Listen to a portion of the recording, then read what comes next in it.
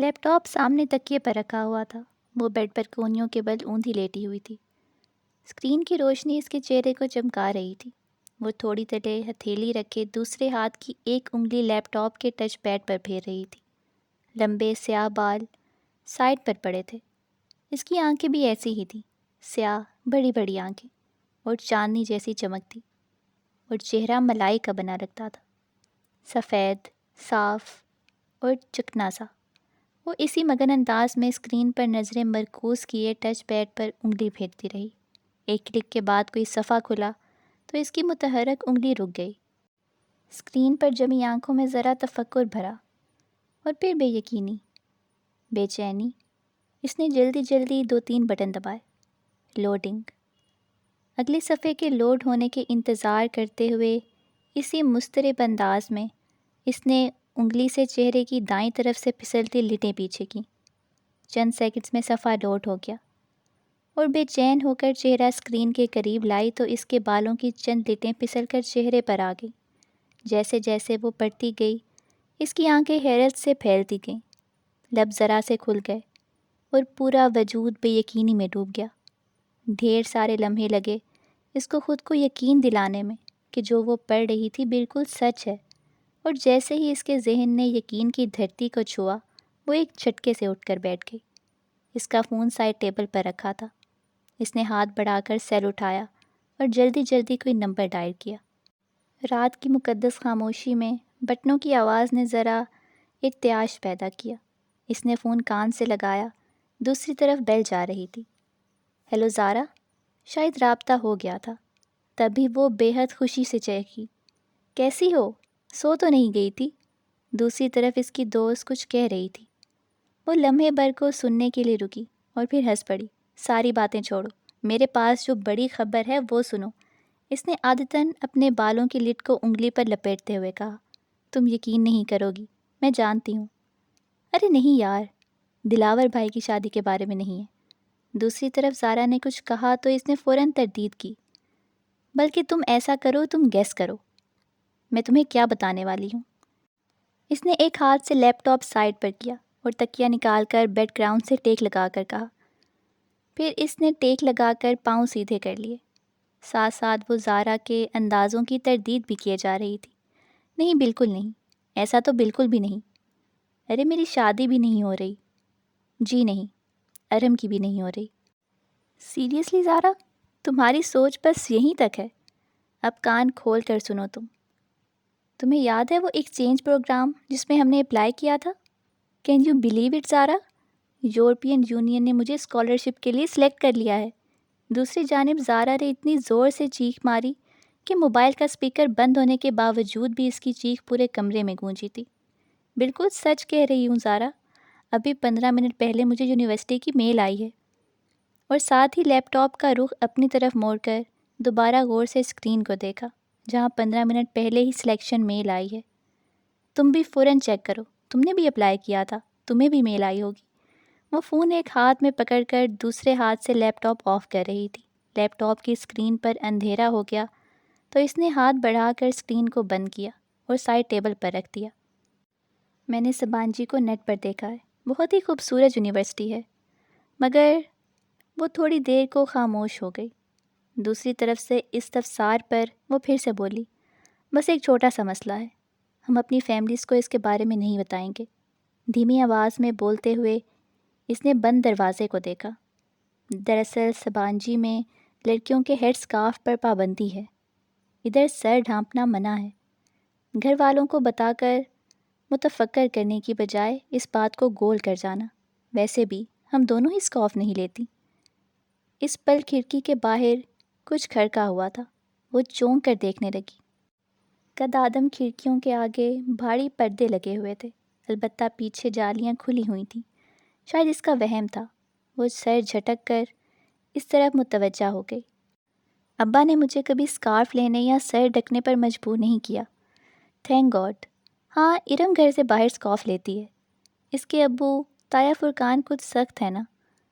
پھر وہ بیڈ پر ٹیک لگاتے ہوئے نیم دراز ہو کر بتانے لگی، پرمیشن کا تو کوئی مسئلہ نہیں ہے، ابا اسپین جانے کی اجازت نہ دیتے، مگر ٹرکی میں سبین پھپھو ہوتی ہیں، تو وہ مان جائیں گے. ویسے بھی انہیں اپنی بیٹی پر پورا بھروسہ ہے. پھر وہ چند لمحے اپنی دوست کی باتیں سنتی رہی. زارا خاموش ہوئی تو اس نے پھر نفی میں سر ہلایا. کل نہیں، داؤد بھائی کی مہندی کل ہے، تم آ رہی ہو نا؟ اور ہاں، میں اور ارم لہنگا پہن رہے ہیں. سارے کزنز بہت ایکسائٹیڈ ہیں، خاندان کی پہلی شادی ہے نا. اوکے، اب تم جا کر میل چیک کرو، میں بھی سوتی ہوں، رات بہت ہو گئی ہے. الوداعی کلمات بولنے کے بعد اس نے فون تکیے پر اچھال دیا. پھر باہر جانے کے لیے اٹھ کھڑی ہوئی. باہر لاؤنج خاموشی میں ڈوبا ہوا تھا. حیا نے آہستہ سے اپنے کمرے کا دروازہ بند کیا. ننگے پاؤں چلتے لاؤنج سے کچن میں آئی. سیاہ قمیض اور کھلے ٹراؤزر میں اس کا قد اور بھی دراز لگ رہا تھا. کچن میں اندھیرا پھیلا ہوا تھا. وہ دروازے پر رکی اور ہاتھ بڑھا کر کچن کی لائٹ جلائی. ساری بتیاں جل گئیں. اس نے آگے بڑھ کر فریج کا دروازہ کھولا اور پانی کی بوتل نکالنے کو جھکی. جھکنے سے بال پھسل کر سامنے آ گئے. حیا نے نرمی سے ان کو پیچھے ہٹایا اور پانی کی بوتل لے کر سیدھی ہوئی. کاؤنٹر پر رکھے ریک سے گلاس اٹھایا اور پانی گلاس پہ انڈیلنے لگی.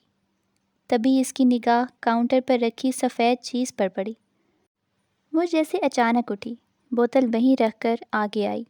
وہ سفید کھلے گلابوں کا بکے تھا، ساتھ ایک سفید لفافہ بھی تھا. حیا نے گلدستہ اٹھایا اور دھیرے سے پاس لا کر آنکھیں موندے اس کو سونگھا. دل فریب تازگی بھری مہک اس میں اتر گئی. پھول بالکل تازہ تھے، جیسے ابھی توڑے ہوں. جانے کون یہاں رکھ گیا؟ اس نے بند لفافہ اٹھایا اور پلٹ کر دیکھا. اس کے پتے والی جگہ پر حیا سلیمان لکھا ہوا تھا.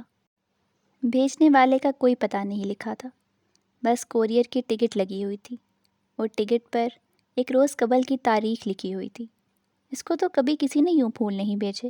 یہ کیا معاملہ تھا؟ الجھتے ہوئے حیا نے لفافہ چاک کیا. اس میں ایک موٹا کاغذ تھا.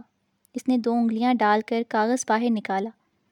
سفید کاغذ بالکل صاف تھا، نہ کوئی لکیر نہ ڈیزائن، بس اس کے وسط میں 2 لفظ لکھے ہوئے تھے، ویلکم ٹو سبانچی. وہ سناٹے میں رہ گئی. یہ کیا مذاق تھا؟ بھلا خط لکھنے والے کو کیا معلوم کہ میں سبانچی جا رہی ہوں؟ خط پر تو ایک روز قبل کی تاریخ لکھی ہوئی تھی، جبکہ قبولیت کی میل تو ابھی 15 منٹ پہلے آئی تھی. تو پھر بھیجنے والے کو ایک دن پہلے کیسے پتہ چل گیا؟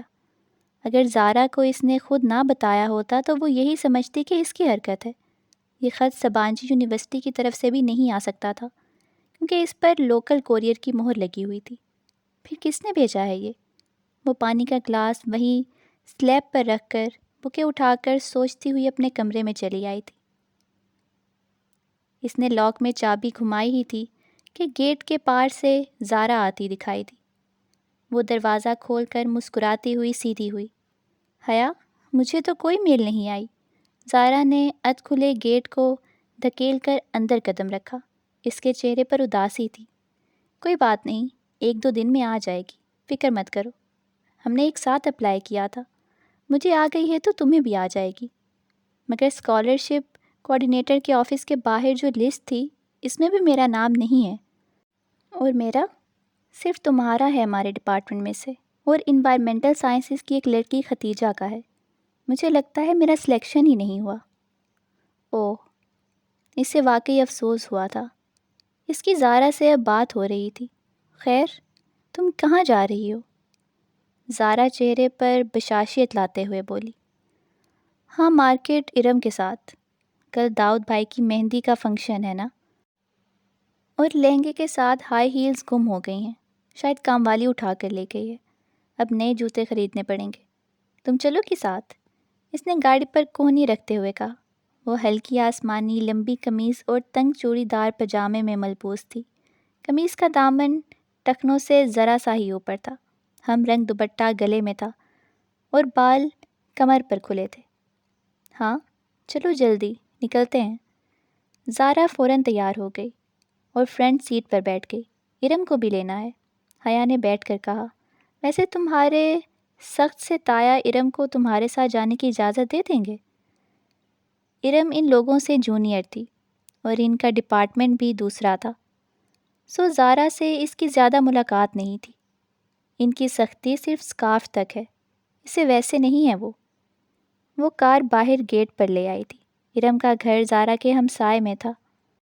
دونوں گھروں کے درمیان کی دیوار میں آنے جانے کا راستہ تھا، لیکن اسے جب بھی ارم کو پک کرنا ہوتا تو وہ اس کے گیٹ پر ہارن کیا کرتی تھی۔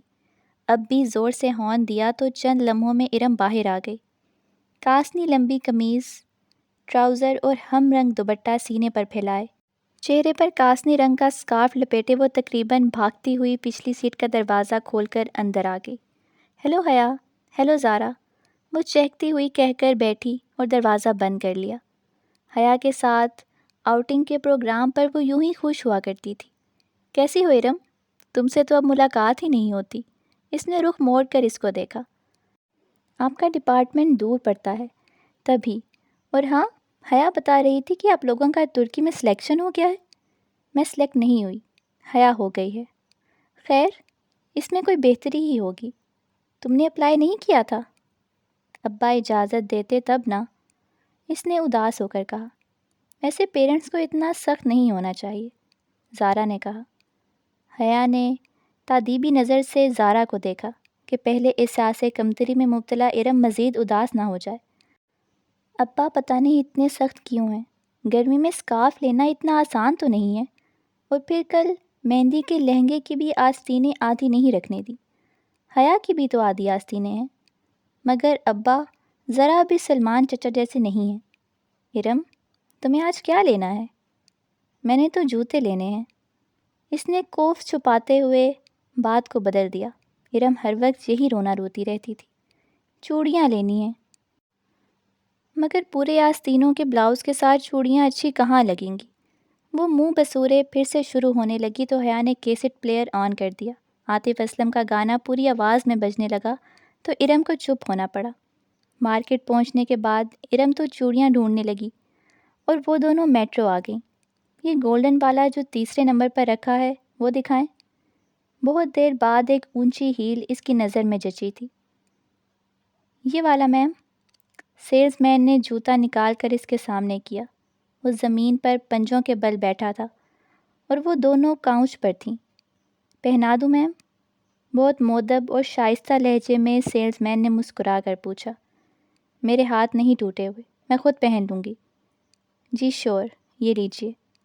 سیلز مین نے مسکراتے ہوئے جوتا اس کی طرف بڑھایا۔ اس نے اسے یوں پکڑ رکھا تھا کہ پکڑتے وقت حیا کی انگلیاں لازمی اس کے ہاتھ سے مس ہوتی۔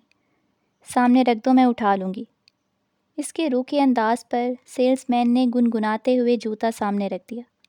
پھر بل کی ادائیگی کے بعد کاؤنٹر پر کھڑے لڑکے نے بقیہ روپے اس کی طرف بڑھائے تو حیا نے دیکھا کہ پیسوں کے اوپر ایک 5 کا سکہ رکھا ہوا ہے، اور لڑکے نے سکہ یوں پکڑ رکھا تھا جیسے سیلز مین نے جوتا۔ شکریہ۔ حیا نے نوٹوں کو کنارے سے پکڑ کر کھینچا تو سکہ لڑکے کے ہاتھ میں رہ گیا۔ میم، آپ کا سکہ۔ لڑکے نے فاتحانہ مسکراتے ہوئے کہا، اب تو لازمی پکڑے گی، اور یہ سامنے پڑے صدقے کے باکس میں ڈال دو۔ وہ بے نیازی سے شاپر اٹھائے پلٹی تو زارا نے بے اختیار کہکا لگایا۔ اس لڑکے کی شکل دیکھنے والی تھی حیا۔ دل کر رہا تھا اس کی شکل پر شاپ میں پڑے سارے جوتے مار دوں۔ پتہ نہیں ہماری ذہنیت کب بدلے گی۔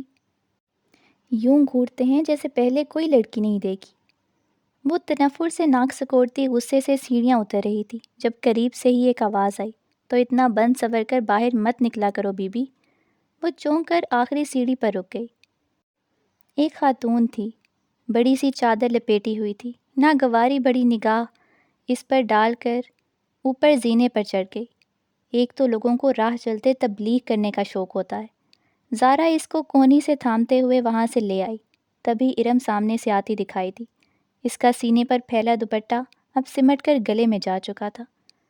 اس نے کوئی خاص شاپنگ نہیں کی تھی، شاید وہ اس کے ساتھ صرف آؤٹنگ کے لیے ہی آئی تھی۔ میٹرو سے وہ سکوپ چلی آئیں تاکہ کچھ کھا پی لیں۔ رات کی دعوت تو تایا فرقان کی طرف ہی تھی، جو وہ بیٹے کی شادی کے لیے آئے ہوئے لوگوں کو دے رہے تھے۔ میرے لیے پائن ایپل منگوانا، میں ذرا بیکری سے کچھ لے آؤں۔ ارم جھپٹ کر باہر کو لپکی۔ حیا نے گہری سانس لیتے ہوئے اپنی سائڈ کا شیشہ نیچے کیا۔ سرد ہوا کا تھپیڑا اندر آیا، مگر اتنی سردی میں سلش پینے کا اپنا ہی مزہ ہوتا ہے۔ وہ پارکنگ لاٹ میں موجود تھیں اور ٹھنڈی ہوا نے سب کو گھیرا ہوا تھا۔ ارم کافی کمپلیکس لگتی ہے نا؟ ارم دور ہو گئی تو زارا اس کی طرف مڑی، اور تم اس کے کمپلیکس کو ہوا دے رہی ہو۔ وہ الٹا اسی پر خفا ہونے لگی۔ تایا فرقان صرف سکارف کی سختی کرتے ہیں، وہ بس اس بات پر خود ترسی کا شکار ہے، اور تم بھی اس کا ساتھ دے رہی ہو۔ میں نے کہا کہ بیچاری نہیں ہے وہ بیچاری، اب اس کو بھی یہی سمجھانا ہے کہ خواہ خود ترسی سے نکل آئے۔ ویٹر ہاتھ میں کارڈ پکڑے حیا کی طرف آ چکا تھا۔ تمہیں یاد ہے زارا، جب پچھلے سال یونیورسٹی والوں نے ہمیں ٹرکی کے ٹرپ کی آس دلائی تھی اور پھر آخر میں آ کر سارا پروگرام کینسل کر دیا تھا؟ آرڈر کر کے شیشہ اوپر چڑھا کر وہ یاد دلانے لگی۔ میں تو اتنی مایوس ہو گئی تھی، سوچا بھی نہ تھا کہ کبھی جا سکوں گی۔ اس کی آواز میں خوشی درائی تھی۔ زارا اور وہ LLB کے 5ویں سال میں تھی۔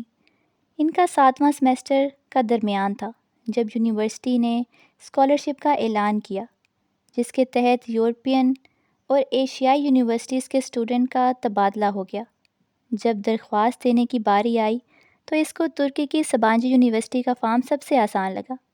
پھر ایک ہسپانوی یونیورسٹی میں بھی اس نے اپلائی کر دیا تھا۔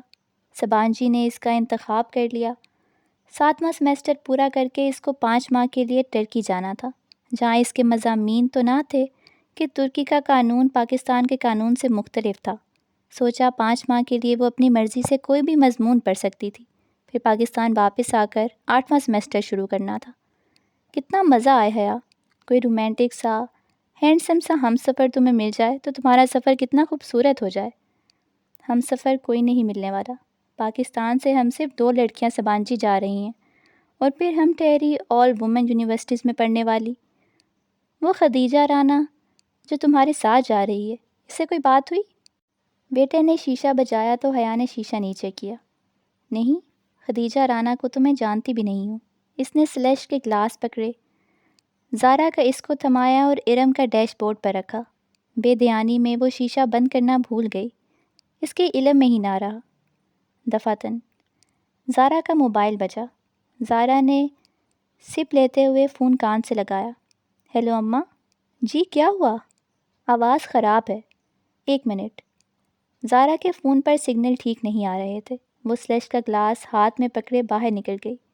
حیا اپنے گلاس سے چھوٹے چھوٹے سپ لیتے ہوئے ونڈ اسکرین سے باہر زارا کو دیکھنے لگی۔ اب وہ دور درخت کے پاس کھڑی بات کر رہی تھی۔ ہیلو مائی بیوٹی، کوئی ایک دم سے اس کے بالکل قریب آ کر بولا تھا۔ وہ ڈر کر اچھلی، ذرا سا جوس اس کے کپڑوں پر بھی گرا۔ کھلی کھڑکی پر ایک خوبصورت عورت جھکی ہوئی تھی، میک اپ سے بھرا چہرہ، آئی شیڈو سے چمکتی آنکھیں، بھڑکتی سرخی، بالوں کا جوڑا اور چمچم کرتے کپڑے۔ وہ عورت نہیں تھی مگر مرد بھی نہیں تھا۔ ڈرو نہیں سونیو، میں تمہاری دوست ہوں، ڈولی کہتے ہیں مجھے۔ ہٹو ہٹو جاؤ۔ وہ گھبرا گئی۔ خواجہ سرا کے وجود سے سستے پرفیوم کی خوشبو اٹھ رہی تھی، اسے کراہت سی آئی۔ اچھا سونیو، ذرا بات تو سنو۔ اس نے اپنا چہرہ اور جھکایا۔ اس سے پہلے کہ وہ آگے بڑھتا، حیا نے سلش کا بھرا گلاس اس کے منہ پر الٹا دیا۔ ٹھنڈی ٹھار برف منہ پر گری تو وہ بلبلا کر پیچھے ہوا۔ اس نے پھرتی سے شیشہ اوپر کر لیا۔ سنو جی، وہ مسکرا کر چہرہ صاف کرتے ہوئے شیشہ بجانے لگا۔ بند شیشے کی وجہ سے اس کی آواز کم آ رہی تھی۔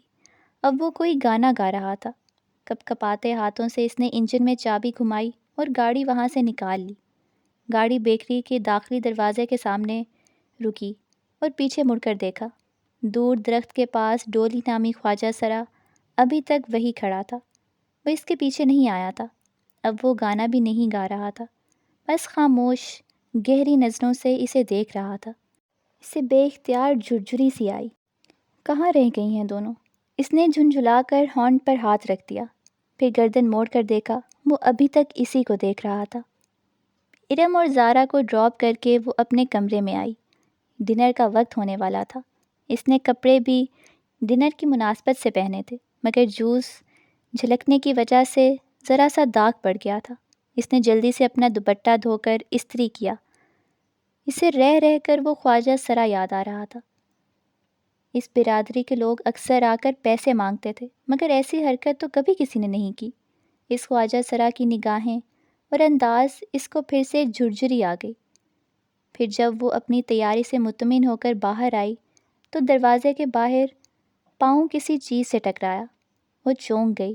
دروازے کے ساتھ فرش پر وہ سفید کھلے گلابوں کا بکے پڑا ہوا تھا، ساتھ میں ایک بند لفافہ بھی تھا۔ وہ دونوں چیزیں اٹھا کر سیدھی ہوئی، لفافہ کھولا جس میں حیا سلیمان لکھا تھا۔ اندر سے وہی سفید بے سطر چوکور کاغذ تھا۔ اس کی وسط میں اردو میں لکھا تھا، امید کرتا ہوں آپ کا آج کا ڈنر اچھا گزرے گا۔ اس نے لفافہ پلٹ کر دیکھا، اس پر اور کچھ نہیں لکھا تھا، بس لفافے پر گزشتہ روز کی مہر لگی تھی۔ یہ کون تھا اور کیوں اسے پھول بیچ رہا تھا؟ وہ خط اور بکے کمرے میں رکھ کر نئے معاملے میں الجھتی باہر آ گئی۔ تایا فرقان کے گھر خوب چہل پہل تھی۔ سب کزنز لاؤنج میں بیٹھے تھے۔ ایک طرف خواتین خوش گپیوں میں مصروف تھیں، مرد حضرات یقیناً ڈرائنگ روم میں تھے۔ اس کے خاندان میں کزنز کی بے تکلفی کو برا نہیں سمجھا جاتا تھا۔ تایا فرقان تمام بہن بھائیوں میں سب سے سخت تھے، اور ان کی سختی صرف ارم کے اسکارف لینے اور گھر سے باہر لڑکوں سے بات کرنے تک تھی۔ ارم اور باقی کزنز بھی گھر کے کزنز کے علاوہ لڑکوں سے بات نہیں کیا کرتی تھیں۔ حیا اور ارم تو پڑھتی بھی وومنز یونیورسٹی میں تھیں۔ ہاں، دوسرے چچا اور خود سلیمان صاحب اپنے بچوں کی شادیاں مکس گیدرنگ میں کریں گے۔ ان کا خاندان زیادہ بڑا نہیں تھا، وہ لوگ 3 بھائی اور 1 بہن تھے۔ تایا فرقان سب سے بڑے تھے۔ داؤد، فرخ، ارم اور سمی ان کے بچے تھے۔ فرخ میڈیکل کر چکا تھا اور آج کل پولی کلینک میں ہاؤس جاب کر رہا تھا اور حیا سے 3 سال بڑا تھا، اور سمی فرخ سے سال بھر چھوٹا تھا اور MBA کر کے جاب کر رہا تھا۔ سب سے بڑے داؤد کی شادی ہو رہی تھی۔ فرقان صاحب کے بعد سلیمان تھے۔ ان کی ایک ہی بیٹی حیا اور بیٹا روحیل تھا۔ روحیل پڑھائی کے سلسلے میں امریکہ میں ہوتا تھا۔ پھر زاہد چچا تھے۔ ان کی بڑی 2 جڑواں بیٹیاں مہوش اور سہرش تھیں۔ پھر بیٹا رضا انجینئر تھا۔ سب سے چھوٹی بیٹی ثنا A لیولز کر رہی تھی۔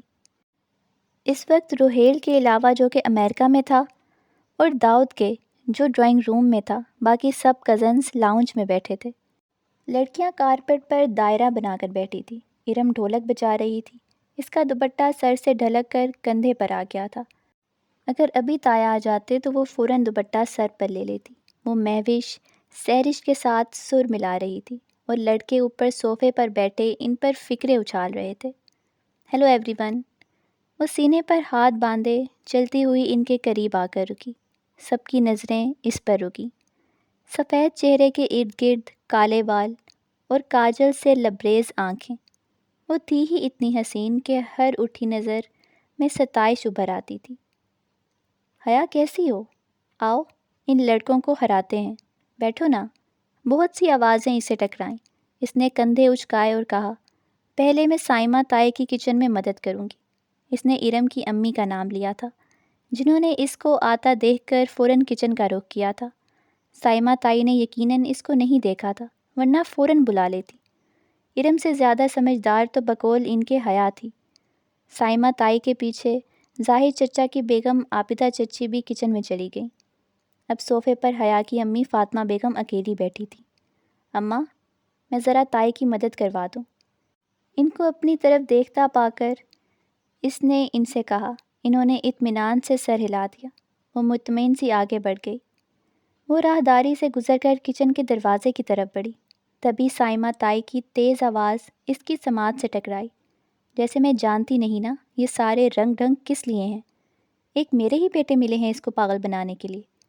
وہ بے اختیار 2 قدم پیچھے ہو کر دیوار سے لگی۔ یہ سائمہ تائی کس کی بات کر رہی ہیں؟ تبھی میں کہوں بھابھی، یہ رضا کیوں ہر وقت حیا حیا کرتا رہتا ہے؟ یہ عابدہ چچی تھیں، وہ اس کے بارے میں یہ کہہ سکتی تھیں؟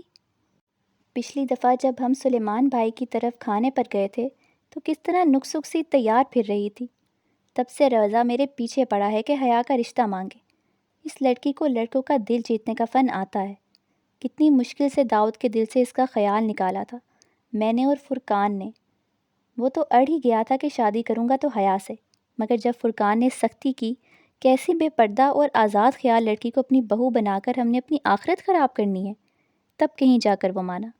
اور اب یہ فروخ کو پتہ نہیں کیا ہو گیا ہے، کیا کروں اس لڑکے کا؟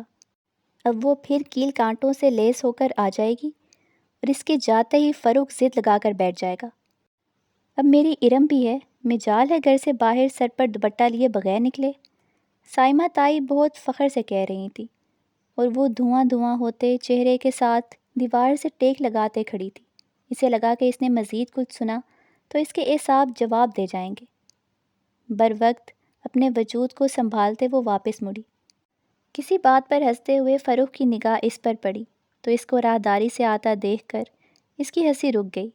وہ مسکرایا، بہت مناسب سی شکل و صورت کا تھا، اور ٹف روٹین کی وجہ سے اس کا رنگ مزید سانولا ہو گیا تھا، مگر مسئلہ اس کی واجبی صورت اور حیا کے بے پردگی کا نہیں تھا۔ اصل بات سب جانتے تھے، تو پھر رضا اور فروخ کو ایسا خیال بھی کیسے آیا؟ وہ کیسے ایسا سوچ سکتے تھے؟ وہ ایک سپاٹ ٹکا فروخ پر ڈال کر صوفے پر فاطمہ بیگم کے ساتھ آ بیٹھی۔ تمہیں کیا ہوا؟ کچھ نہیں اماں، وہ بروقت خود کو نارمل کر پائی، وہ مطمئن ہو گئی۔ تو وہ سائمہ تائی کے بارے میں سوچنے لگی، جن کا حیا میری جان کہتے منہ نہ تھکتا تھا، اور فرقان تایا کی تو وہ بڑی بیٹی تھی، مگر ان کے دل میں ایسے خیالات تھے، وہ یہ گمان بھی نہیں کر سکتی تھی۔ اور وہ پھول، وہ بھی فروخ یا رضا نے بھجوائے تھے؟ مگر جب پہلی بار اس کو پھول آئے تھے تو فروخ شہر سے باہر تھا اور رضا تو اسلام آباد میں ہی تھا، مگر ان میں سے کسی کو اس کی سبانجی سلیکشن کا پتہ نہیں تھا۔ شاید جب وہ زارا کو فون پر بتا رہی تھی تب کھڑکی کے باہر کچھ کھڑکا تھا۔ وہ جو کوئی بھی تھا، اس نے کھڑکی کے باہر سے ساری بات سن لی تھی، اور اس نے پھولوں کے ساتھ خط لکھ کر رکھ دیا ہوگا، مگر کوریئر پر تو ایک دن پہلے کی مہر لگی ہوئی تھی۔ شاید اس نے کوئی جعلی مہر استعمال کی ہوگی۔ مگر اس طرح کے جنبیلوں میں فروخ اور رضا جیسے جاب والے مصروف بندے کیوں پڑیں گے بھلا؟ اس کا دل کہہ رہا تھا کہ پھول بھیجنے والا کوئی اور ہی ہے۔ خیر، دفع کرو، جو بھی ہو، ان دونوں کا دماغ تو میں ابھی ٹھیک کرتی ہوں۔ وہ تیزی سے اٹھ کر لڑکے لڑکیوں کے گروپ کی طرف چلی گئی۔ ارم، اس نے اپنے مخصوص انداز میں سینے پر ہاتھ باندھے ہوئے ارم کو مخاطب کیا، تو سب رک کر اس کو دیکھنے لگے۔ کیا تم لوگوں نے سبین پھپھو کو شادی کا کارڈ بھجوایا ہے ترکی؟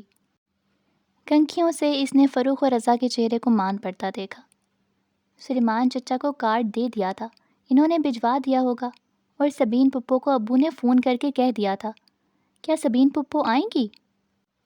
آنا تو چاہیے، قریبی رشتہ ہے، تم سے نہ صحیح ہم سے تو ہے۔ اس نے قریبی رشتے پر زور ڈالتے ہوئے فروخ اور رضا پر ایک نظر ڈالی۔ ان کے چہرے پھیکے پڑ گئے تھے اور دونوں ہی سوچ میں گم تھے۔ پھر کھانے کے وقت سائمہ تائی نے سب سے پہلے اس کو بلایا۔ حیا، میری جان، تم تو سمجھدار ہو، یہ ارم تو بس تم نے ٹیبل پر خیال رکھنا ہے، جیسے ہی کوئی ڈش خالی ہو یا آدھی ہو جائے تو فوراً ظفر کو آواز دے دینا، ٹھیک ہے؟ شور تائی، میں خیال رکھوں گی۔ وہ بروقت مسکرائی اور سرو کرنے لگی۔ چند منٹ بعد سب کھڑے اپنی اپنی پلیٹوں میں کھانا نکال رہے تھے۔ تایا جان، آپ نے سلاد نہیں لیا؟ وہ رشین سیلڈ کا پیالہ ہاتھ میں لیے ابو اور تایا فرقان کی طرف آئی، جو اپنے دھیان میں باتیں کر رہے تھے۔ اس کے پکارنے پر چونکے۔ تھینک یو بیٹا۔ تایا فرقان نے مسکراتے ہوئے سلاد اپنی پلیٹ میں نکالا۔ وہ شلوار کرتے میں ملبوس تھے اور شال لی تھی، باروب چہرے پر مونچھیں تھیں۔ سلیمان صاحب ان کے برعکس کلین شیو ڈنر سوٹ میں بہت سمارٹ لگ رہے تھے۔ ان دونوں کی سوچیں بھی ان کی ہولیوں جیسی تھیں۔ ابا آپ بھی لینا۔ سلیمان، تم نے سبین کو کارڈ پوسٹ کر دیا تھا؟ تایا کو اچانک شاید اس کی شکل دیکھ کر یاد آیا تھا۔ سلیمان صاحب کا چمچے میں سلاد بھرتا ہاتھ ذرا سست پڑا اور چہرے پر کراہٹ پھیل گئی۔ بہت آہستہ آہستہ انہوں نے چمچہ پلیٹ میں پلٹا۔ کر دیا تھا۔ ان کے لہجے میں کاٹ تھی جو حیا کے لیے نئی تھی۔ ابا، سبین پھپھو شادی پر آئیں گی؟ وہ پوچھے بنا نہ رہ سکی۔ کل مہندی ہے، آنا ہوتا تو آج آ جاتی، 30 سال میں جو عورت صرف کچھ دفعہ ملنے آئی ہو وہ اب بھی نہ آئے تو بہتر ہے۔